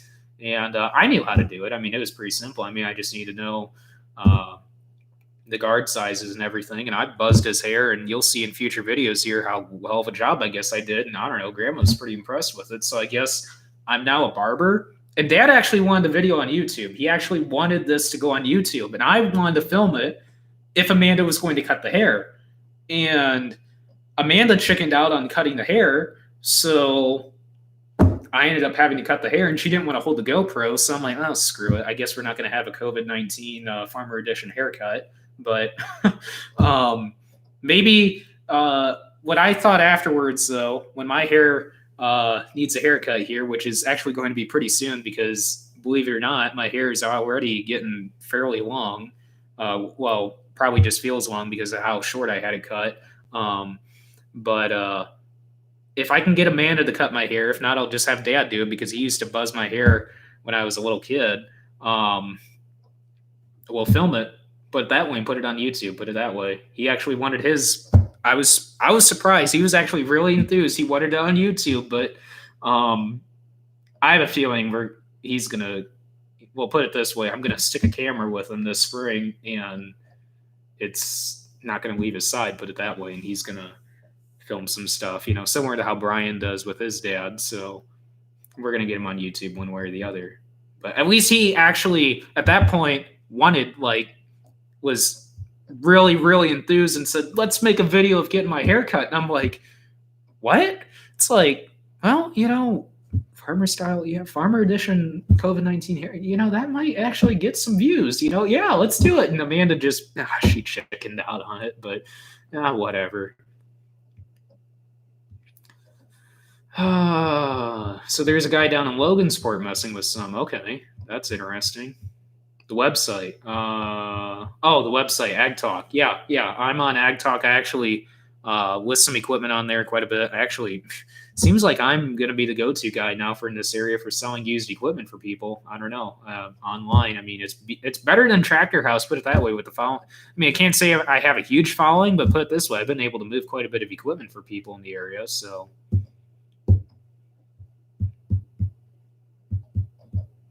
Okay, Brandon. Yeah, I'll shoot you a Instagram message. Yeah, I know supplies really tight, but I'm pretty sure if anything, we'll get you some plot seed. Put it that way. I mean, that wouldn't be a big deal. I mean, it's the same thing as regular beans. Put it that way. I mean, it's going to be a plot bag. So I mean, yeah, we can get you some beans. Put it that way to try. So yeah, that'd be cool.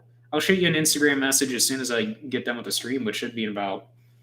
Depending on if we get on another discussion rant here, probably be 10 minutes, if not more. So don't be cutting it on my sales. I don't know. Who knows? The Pioneer might really be kicking butt. I mean, in my opinion, it kicks butt. No-Till Podcast, Row Crop Podcast. You know what? How about you guys come up with some names for some podcasts or some podcast name ideas for me, and I'll kick the idea around. I know Kyle's not in the stream. He might not watch it tonight. He's probably not watching this right now because he more than likely is in bed. He's been getting up at 3 a.m. to go drive semi. Well, actually, no, not drive semi. They've got 3 new quads. So last time you guys talked to them, they didn't even have any quads. They've got 3 new quads. They just picked up the 3rd one this week, and they're hauling quite a bit of lime now. They actually got a windmill contract down by Francisville. They, I guess, are going to put in a wind farm on the east side of 421. From what he told me, probably shouldn't even be talking about this, but he's not really here to stop me on this top secret, windmill project. But yeah, so they're going gangbusters, put it that way. So that's pretty cool. Oh, so I completely overshot that or completely glanced over that, Daniel. But yeah, any tips on for a new farm YouTuber? I guess this would apply to Brandon too. I mean, don't stop making content. I mean, honestly, that's the biggest thing. I mean, that's some of the issues I run into, but I mean, it's just because I end up taking breaks and I just end up forgetting to pick up the GoPro. And there's some pretty cool stuff I really wish I would have filmed last year, and I just didn't take the time to film it. And just because things got busy. I mean, spring was really, really busy. I mean, it was just balls to the walls, and I just did not take the time to film. And looking back, I wish I would have took the time to film but there again, I mean, farming just comes before the YouTube, even though the YouTube, I solely dedicate all the funds, even though they're mine, and Dad doesn't really care what I end up doing with the funds I make from YouTube, which isn't a lot. from what I make. I mean, it's quite a bit, but it's not a lot compared to what other people make. Um, but uh, when I first started getting monetized on YouTube, I decided all the funds, even though they're coming to me, I'm going to fully or put it right back into the farm. Not saying I'm going to draw them out of my bank account and put it into the farm, but use those funds that I earn and get them directly deposited in my account, buy stuff for the farm. So, say this equipment purchase that I'm doing here, the auto steer kit, which was that wasn't part of that. That was a totally different situation how I ended up getting the auto steer kit, but I still bought that with my money. Um, how I received the money, I'm not really going to discuss that situation because that was a really hard situation that came about. Um, but seriously, don't stop making content. That's the biggest thing, guys. Um, that's how you get the views. That's how you get the subscribers. I mean, I know you can blow up on certain videos. I mean, I know there's how I basically thought would be the correct way of doing it. I guess you could say correct. Um, Titling your videos how what's going on in your video. Well, it works to a point, but clickbaiting seems to work the best. I hate to say this. I absolutely hate clickbait, and I know a lot of you guys do too. But clickbaiting is where the views is or are at. Put it that way, and that's where you're going to that's going to be your quickest way to get to, I believe, if the threshold is still true, I believe it's 1,000 subscribers and 4,000 minutes of watch time, if I remember right, still, unless they changed the rules on that. From when I first was getting monetized, that was the deal that you had to get 4,000 minutes of watch time and 1,000 subscribers. So if that still holds true, that is going to be your quickest way to get monetized, and therefore also, if you continue with that, and I hope you do, if that's if that's acting successful for you by doing the clickbaiting to get, if it got you to that point that quick, I hope you continue with them because that's going to therefore increase your views and therefore continue your uphill climb in subscribers and therefore increase your revenue overall. Because that's where your revenue is going to come from when you get monetized. It's not based on the views. It's not based on, well, technically it is kind of tied in with the views, but it's mostly on monetized playbacks as far as interaction with ads. So if you guys are clicking on the ads, liking the ads, disliking the ads, skipping the ads, I don't care what, you are directly interacting with the ad, whether that be for 5 seconds, 7 seconds, 12 seconds, 30 seconds, I don't care. That is where your revenue is coming from. It's not the view. I mean, I can't say it's not the views, but once you find your niche in what is cranking out the views, don't stop that, because that is where a lot of people run into on mistakes. Or make mistakes on that, and is completely neglect their niche side on the YouTube, and that's where they fall off in the subscribers. So find your niche and stick with it. And yeah, I mean, that's the best thing I can do to advise you guys on that.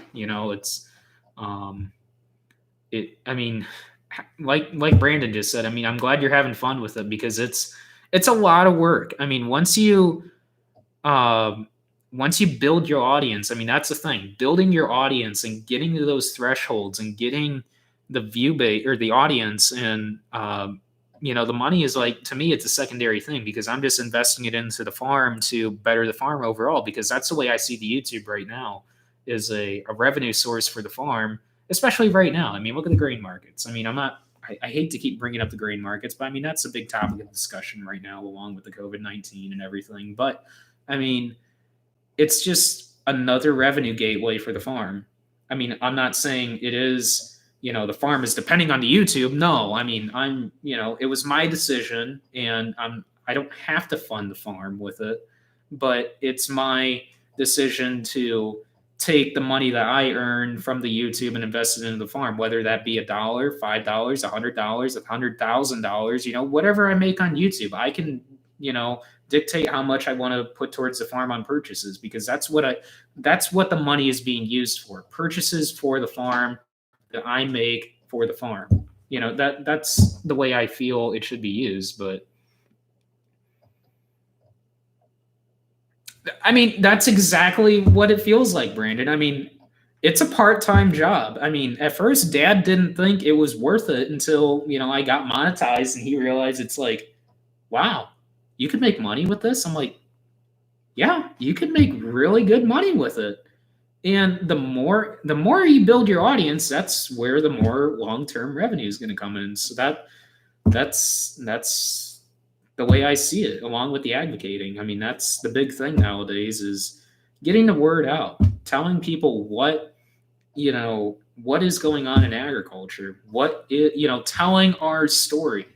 That's the big thing. I mean, there's a lot of people that we know that are friends with that really don't know what we do. That just know, oh, they run tractors or they farm, they harvest the crops. That's all they know, and that's as far as what they get. And being able to take them along with a camera and show them this is what we do.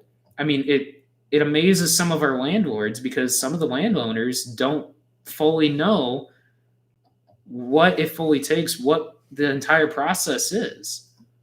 And it amazes them the amount of work it takes to, raise that crop on their ground. And it's amazing. And I think they find a lot of, I think they love it, what I'm able to show them and stuff like that. I mean, and that's why I feel it's a lot of key takeaways from the YouTube thing. So,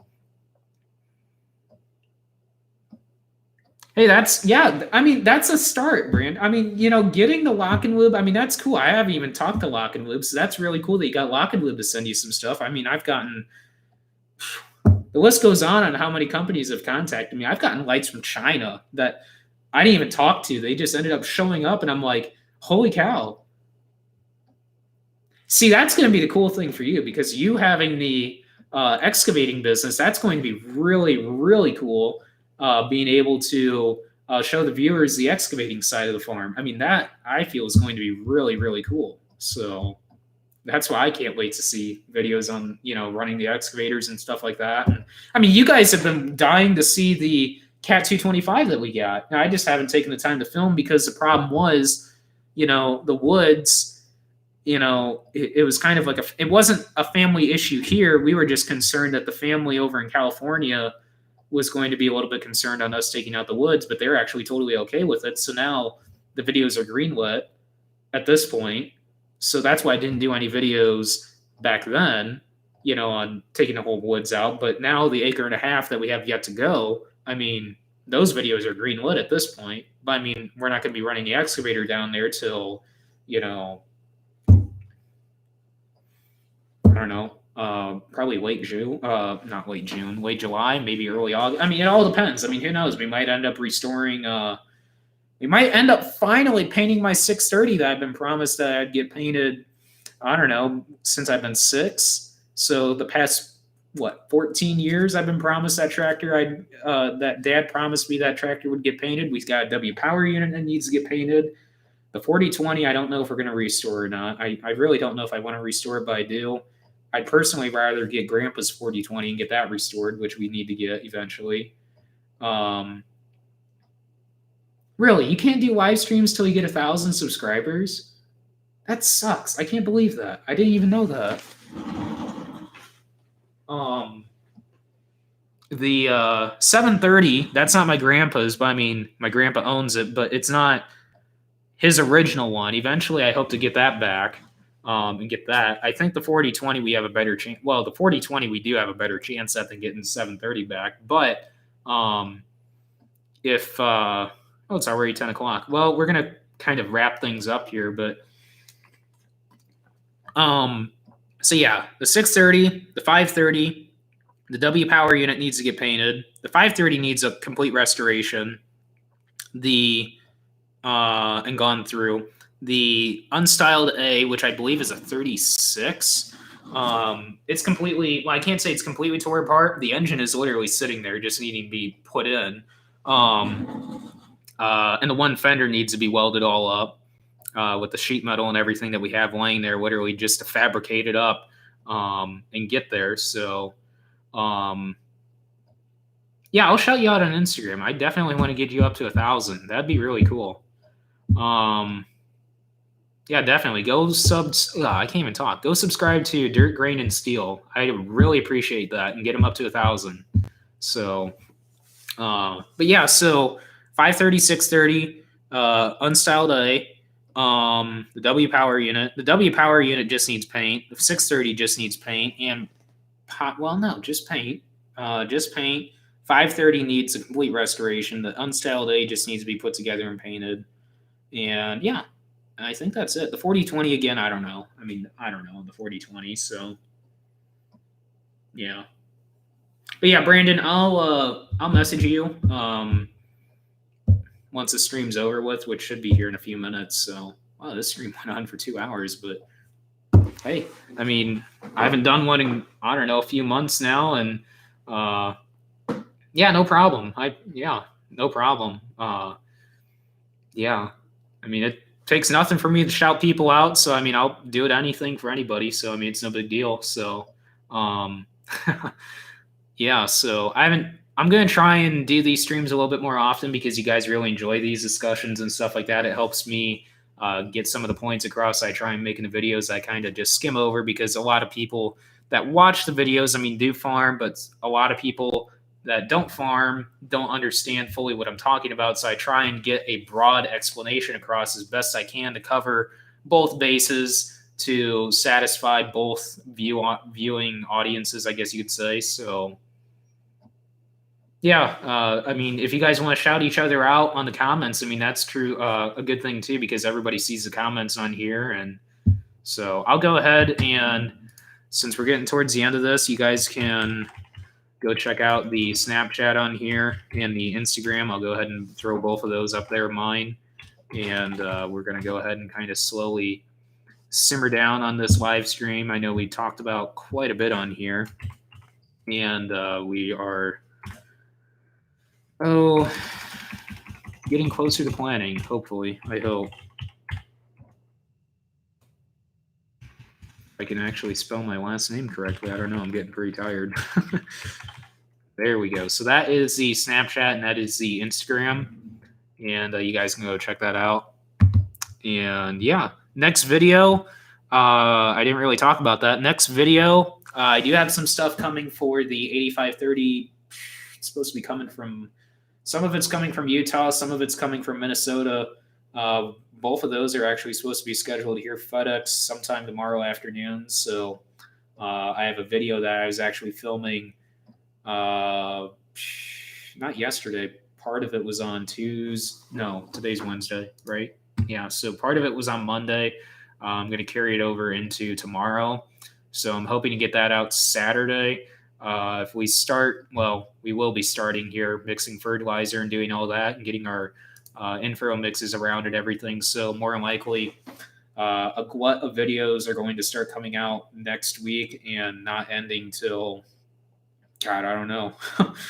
I'm going to get them out as fast as I can, put it that way. I'm going to edit between this and, well, my iPad's plugged in, so I'm not going to unplug it right now. But my iPad Pro, problem is, I was going to have RAM mounts set up in the 8530. That was part of it that was going to be coming, and it still is, but it's not going to be here till May 19th due to my neglect of not checking that I am an essential business, and I would have got it here by next week.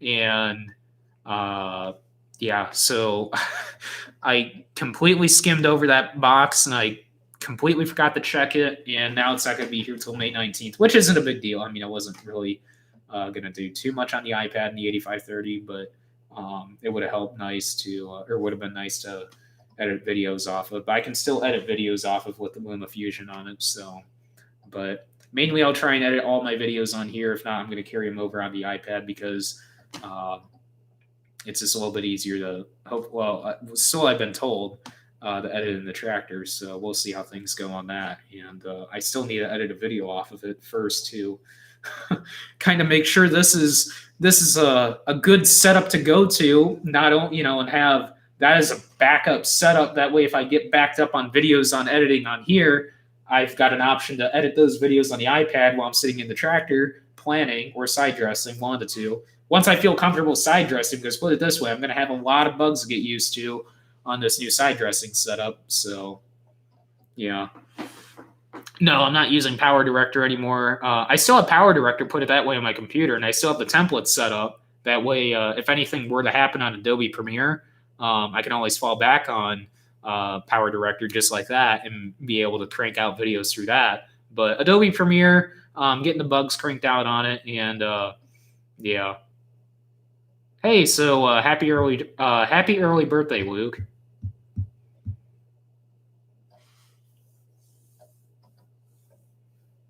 So, well, this stream is not quite at 2 hours, but I guess looks like we're gonna end it here. I'm gonna go home, go to bed, finish up the tender tomorrow, possibly get some more seed delivered tomorrow, get that 8530 decked out with the new stuff that I'm getting for it tomorrow sometime, and deal with the snow. So, well, anyways, guys, thank you guys for watching as always. I really appreciate the $1.99 donation that I got earlier from, where's it even at? I don't even see it on here anymore. Cole, I think it was, right? Yeah. So I really appreciate that. I appreciate any of your guys' donations, feedback on here, the chat and everything. I really like doing the discussion with you guys. Like I said earlier, it's really fun to do the live stream discussions. Comment down on the stream. You don't have to do it on the live chat. You guys can do it after I end the stream too. How often you guys want me to do streams? If there's like a daily stream schedule you guys want me to start doing. I know I talked about this before, and I even joked about doing daily streams. I actually tried doing that, and it just didn't really work out. But we'll probably hammer out at least one stream a week, if not even more. Planning season obviously is going to play a role into that too. So, but anyways, guys, thanks for watching. Don't forget to like, comment, and subscribe down below. I'm kind of talking like I do in my videos, but don't forget to like, comment, and subscribe down below. I really appreciate it. Don't forget to follow me on Instagram, Facebook, and Snapchat. All of those are linked down below. And thank you guys for watching the stream, and I will catch you guys in the next stream, which is really up to you guys. Whenever you guys want me to do another stream, I guess comment down below what you guys want a daily stream schedule to be. So I'll get with you, Brandon. Thanks for watching tonight, and thank you guys for watching tonight in general. And I will catch you guys in the next stream and or the next video.